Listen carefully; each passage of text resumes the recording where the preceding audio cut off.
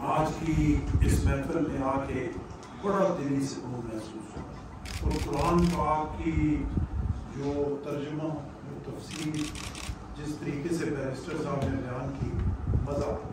ایمانداری سے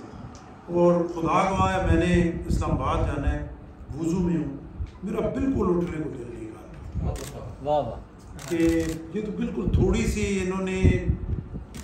یہ اللہ اپنے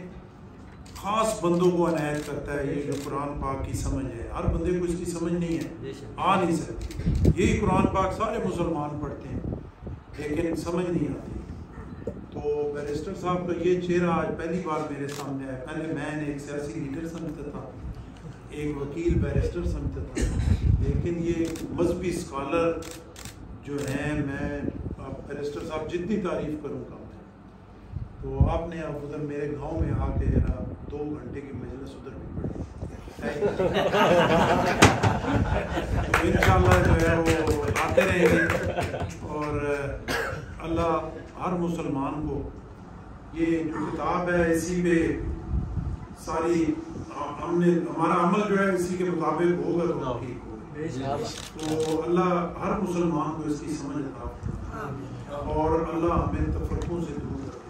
ہمارا ملک اس کا مقابل نہیں ہو سکتا ہر بندے کی اپنی سوچ ہر کا اپنا فکر ہر کا اپنی فکر ہے اس کے مطابق چلنا ہے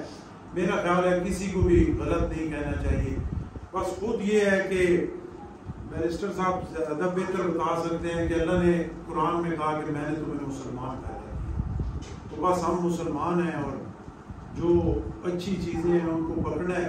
اس کے مطابق اپنی زندگی گزارنی ہے اللہ پاک جو ہے وہ ہمیں سیدھا راستہ دیتا ہے اور انشاءاللہ